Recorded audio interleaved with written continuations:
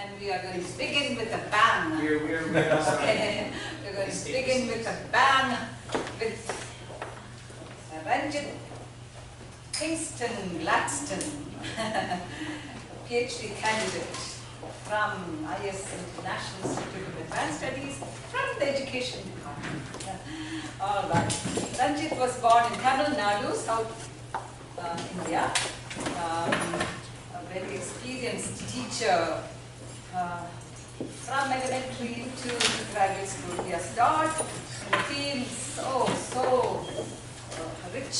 Look at that. Psychology, sociology, and secondary education. Those are his specialty. And right now he is a doctoral student in the Education Department in the CNI emphasis area with digital areas as his very special interest. And today he is presenting on this topic, digital footprints on higher education students' integrity, causes and perils. Ladies and gentlemen, I introduce Ranjit Kingston, my student.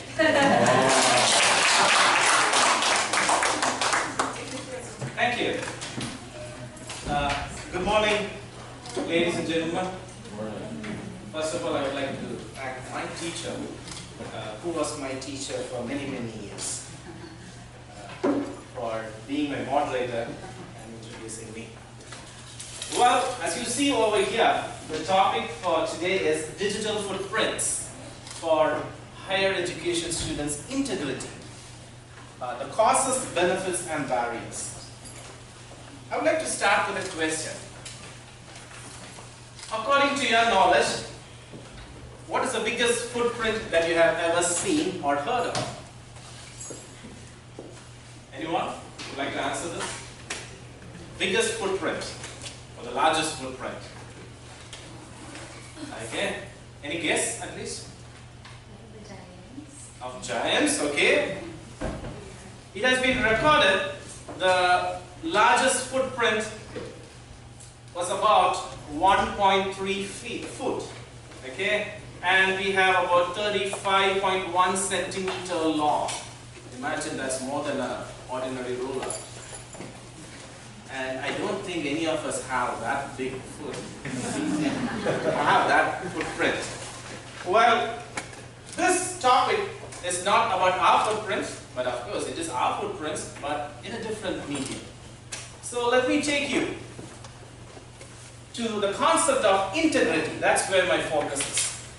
Student integrity. Now, a general definition of integrity, as you all are aware, it says the quality of being honest and have strong and moral principles and moral uprightness.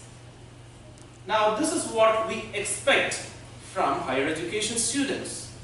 Now, this is not the time for us to play around, but higher education students need to be honest in what they are doing. Now, do we find this integrity of students online? Because we are always being watched. As you see over here, you are always under surveillance, not only by your friends, but even by your teachers, and even by your parents. I mean, you may be asking a question, why my parents are going to look at it.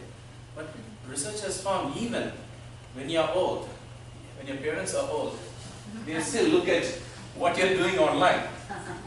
And some of my personal experience with my friends have notified me that the parents have always told them, please watch what you're posting, even at this level. Even at this level. Let me take it to the topic, digital footprints for higher education student integrity, causes, benefits, and barriers. When you look at the footprint over here, you can identify some of the applications, what you are engaged in, what you are involved in, right?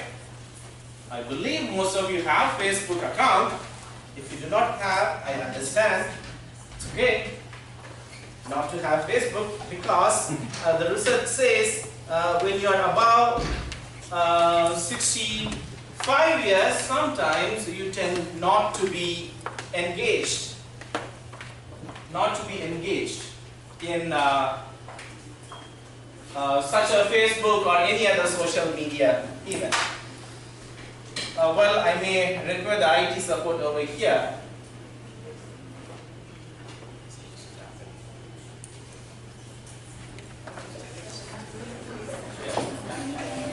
Here is something for you to watch for a minute or so that you can have an idea what we are talking about.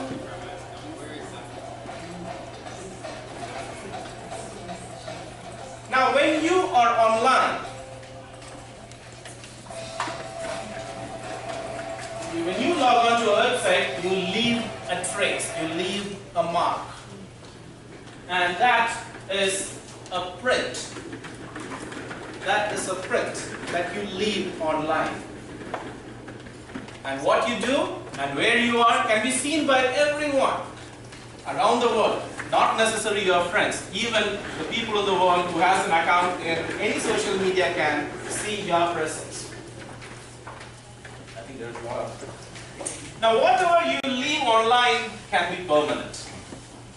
You may think you deleted it, but it is permanent over there. Now, put together everything, we call it as your digital footprint. Now, how will you express yourself online? How will you protect yourself? How will you respect other people's privacy is a question. Now, I would like you to look at this small comic piece over here. Now, let me start with this. Today's trend in job recruitment is cyber vetting. I remember Ben Carson made a statement 3 days ago about we need to vet those refugees coming into the United States. And I was just following the comments and people are talking about veterans over there. Of course, there is, this term is not so popular with people around. So, vetting is about trying to find out or working out or scrutinizing the background. Now, cyber vetting is something which is quite common among the managers today. They would like to see your online behavior even before they would like to see your resume.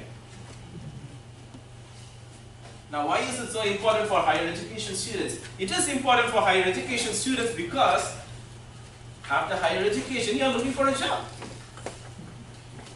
And many times, higher education students are not that aware that what they are doing during their course of study will make a difference when they apply for a job.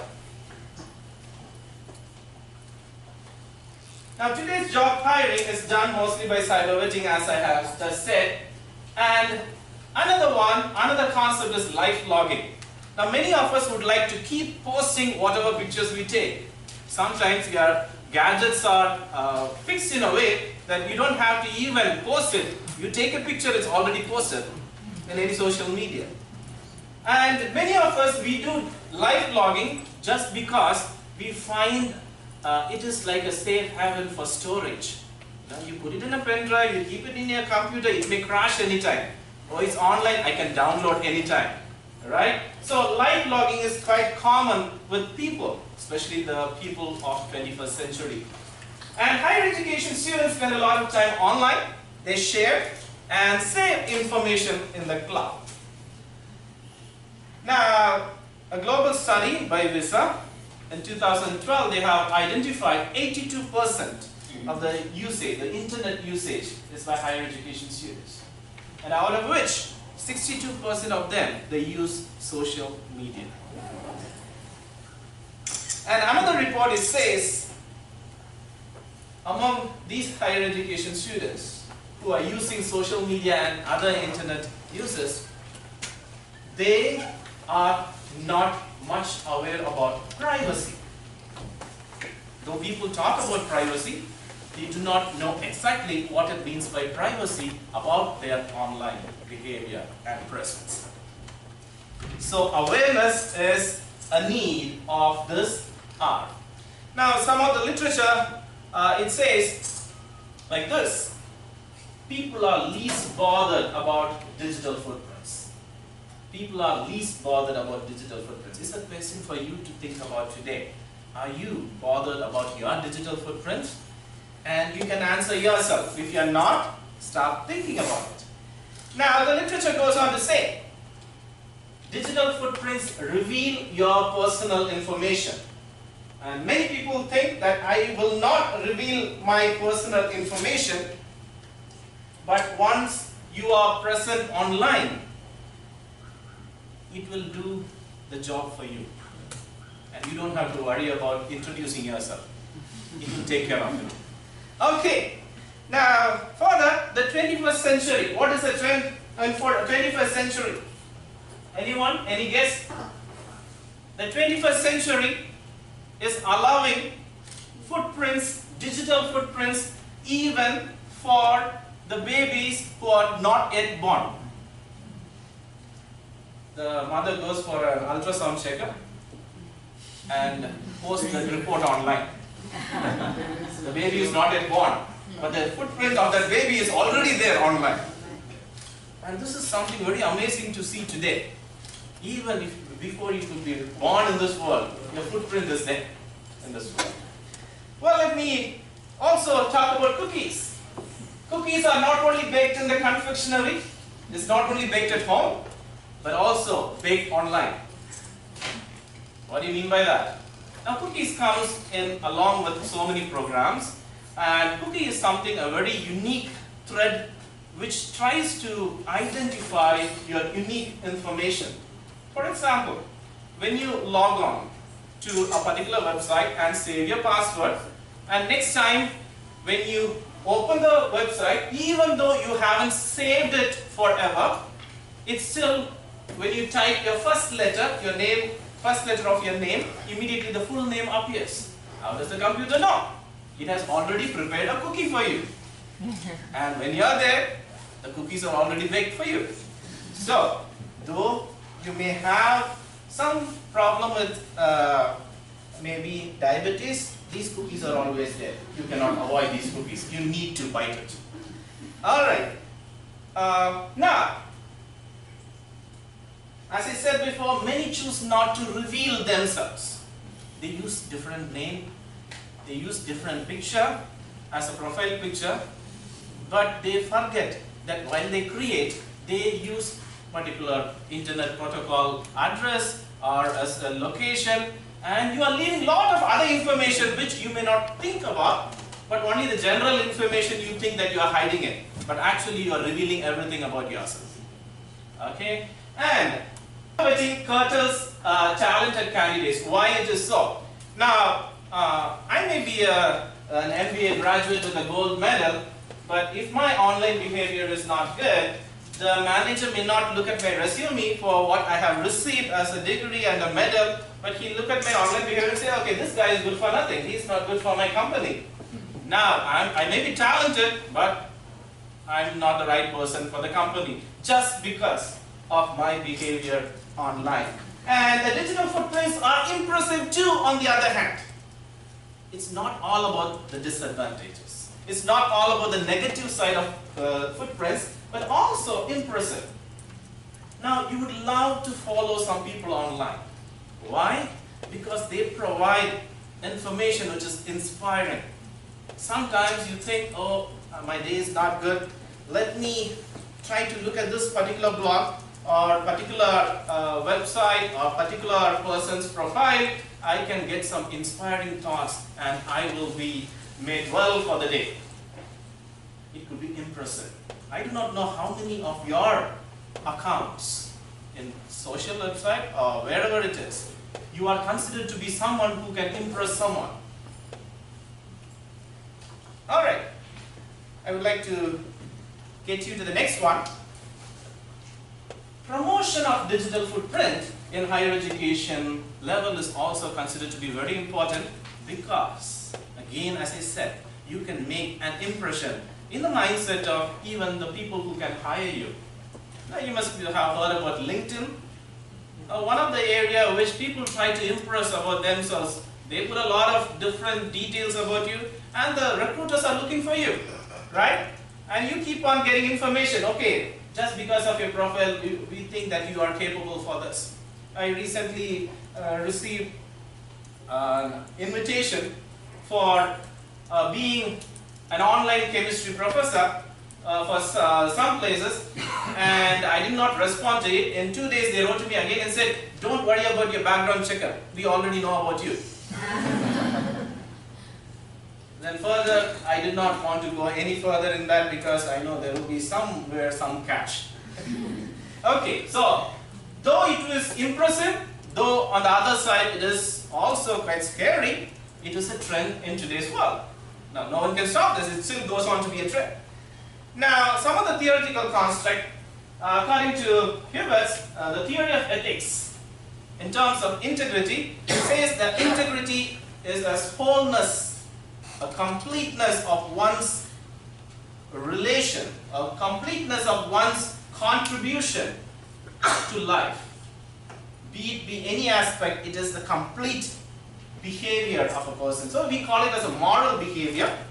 Now this is about the quality of acting in accordance to the laws and codes. Not necessarily only the printed laws and codes, but also the laws what we establish in society with each other. Now also the integrity and moral theory, it talks about your integrity towards the public interest. You cannot say, I'm okay with what I'm doing. What the public thinks about it, I don't care. No, that doesn't work in that way, according to this theory. Now, on the other side, the social theory of ignorance, it says there is a fundamental influence in human cognition, emotion, action, social relations, and culture.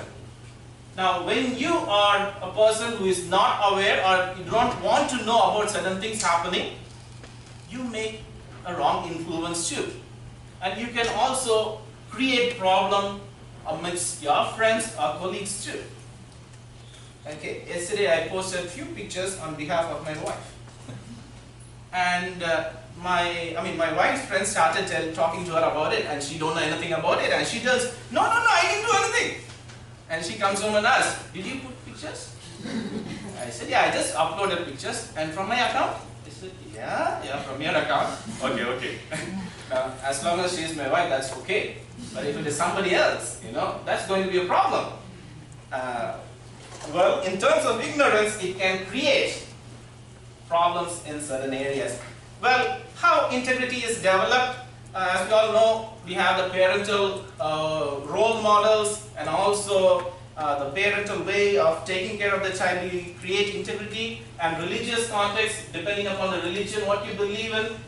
None of the religion, I believe, including Islam, I don't believe they create something to go against each other. Okay? And the cultural and schooling context, I could see some of the school teachers here. Now, even integrity is developed from the school itself. I talk about the elementary, high school, even coming to the graduate school. And discipline upbringing fostering to development of integrity and idiosyncratic life experiences. Many of us may not come across certain idiosyncratic life experiences, but most of us, we have some very, very peculiar kind of experiences from which we learn, I need to be good from now on at least, because of such experiences. Well, integrity is developed and formed relative to one's context. Now, when we talk about the privacy, the ignorance, a right to privacy is neither a right to secrecy nor a right to control, but a right to appropriate flow of information. It is not about trying to be away from others and say, I have my own privacy. In this digital world, it is all about the appropriate flow of information. Well, and the psychologists have described information dissemination or communication as a need comparable with other basic needs today. Today, you cannot tell someone, oh, there are some dangers out in the digital area, you need to keep quiet, don't ever post anything. There are some people who deactivate their account saying that I think it's not good anymore for me. I mean, communication, you need to do things. This is one of your basic needs. You cannot hold on to it. No man is an island in this world, right? I know there are so many islands in the Philippines, but but no man is an island. Well, and also the presence of information creates options, and it sets the stage for meaningful decision making online. Now, there are many research studies done in this area. You can see over there some of the research studies which I have mentioned over there. One other research study talks about adults' perception about information in the digital world.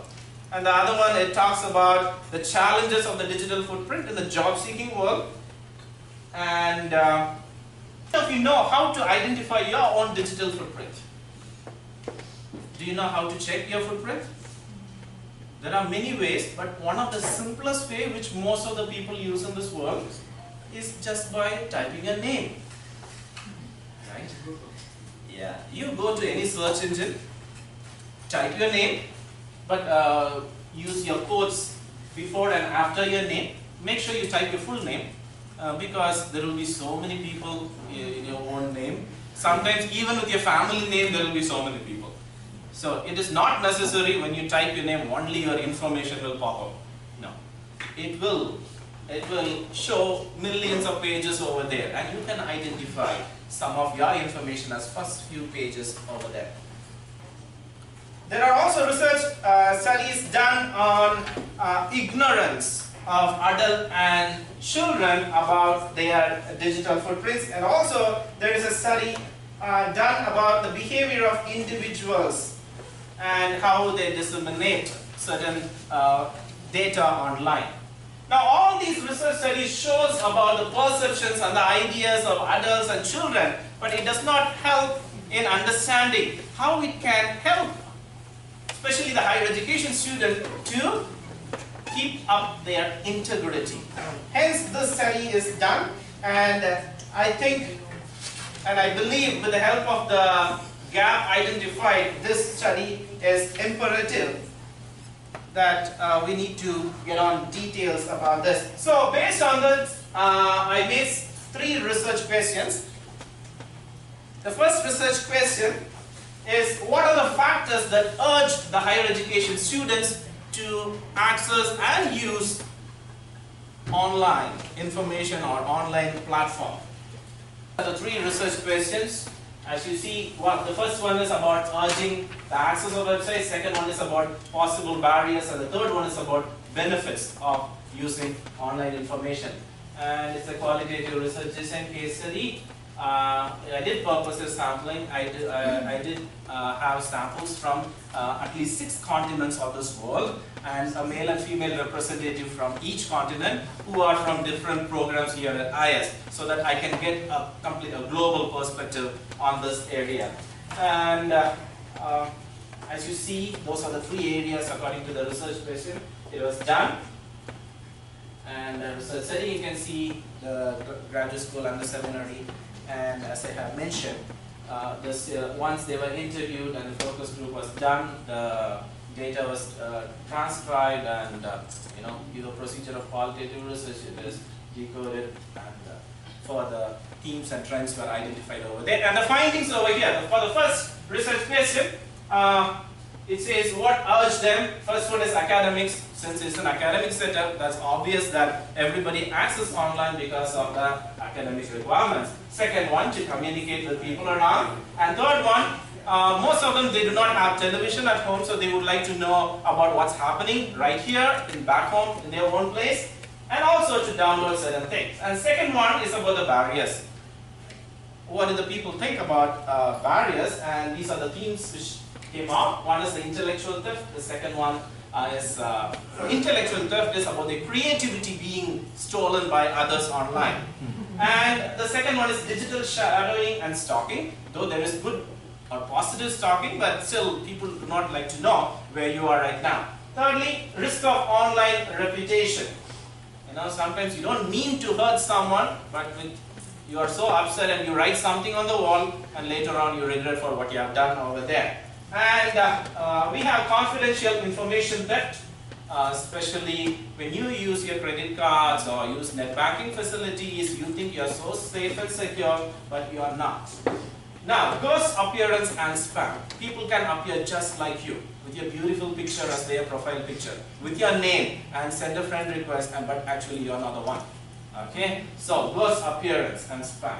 And the third one is about the benefits. Building online reputation. You can build your e-portfolio, right? And that can build up your reputation among the other elite scholars who can look into you around the globe. And connectivity. Networking, as I said, you can network with many people, even whom you do not know, but because of your reputation online, you get connected with them.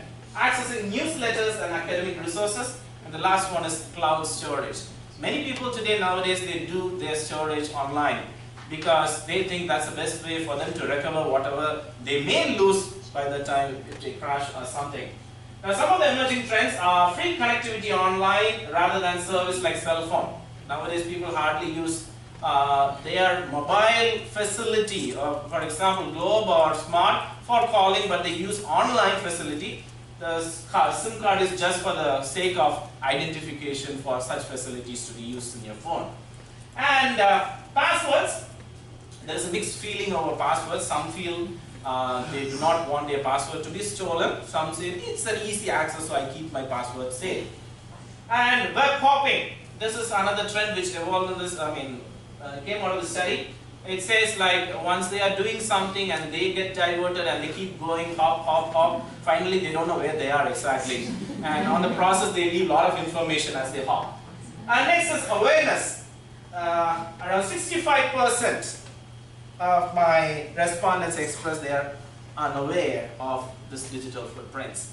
And 30% have a little idea, 5% were aware of the digital footprints. And what is the contribution to the existing theory is that the theory of integrity and ethics can also be influenced by the social theory of ignorance. However, awareness can bring light to integrity, especially in the context of online behavior and consequences, especially in the context of higher education students. These are the conclusions.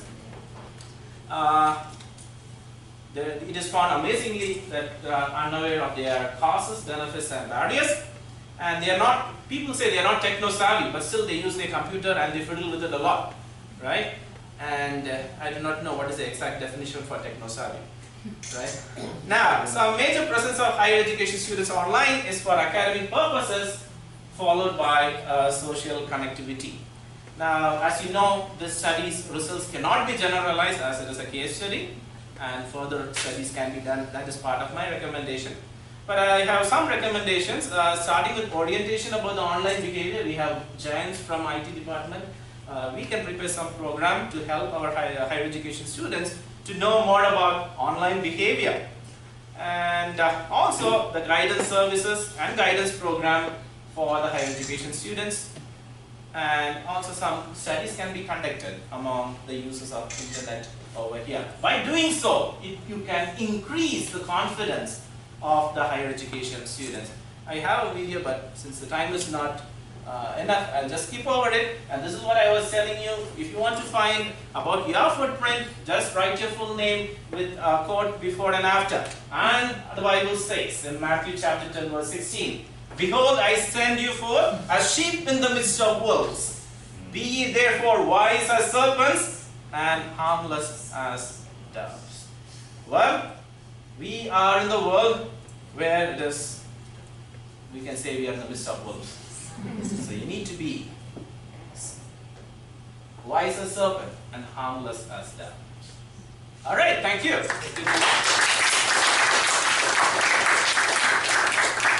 again, thank you all for coming to hear about digital footprints. Actually, we're out of time, so if there is a burning question you have, we have time for just one question, and then we'll go on to the next sessions. Are there any questions you would like to ask? Yes. Based on your research, not just higher education students, but obviously high school students and elementary school students don't appear to be aware of the digital footprint that they are leaving behind. What do you think, and when, perhaps even in age, should children be made aware? Is there a way to make them aware of what digital footprint is. A very good question. To answer you, there is a book called AIIAS, small letter I and SAFE in capital letters. It is available in Philippines. For grade 1 to 8, there is a textbook. I won't say textbook, it's a resource material, and they allow you to reproduce the materials there by the teachers for the school purposes. The intention of the book is to create awareness among the young children. And also they have the second part, iSafe, grade 9 to 12. And this is available in the Philippines bookstore, costing 957 pesos for both the books. And I have recommended this book, and we will be working on it for our academy. All right, let's give him another round of applause. At this time, we would like to just present a certificate of appreciation to Ranjit Gladstone for presenting on the topic Digital Footprints on Higher Education Students' Integrity, Causes and Perils, a case study. Thank you. If you have any further questions, you can meet me personally and we can get in touch. All right.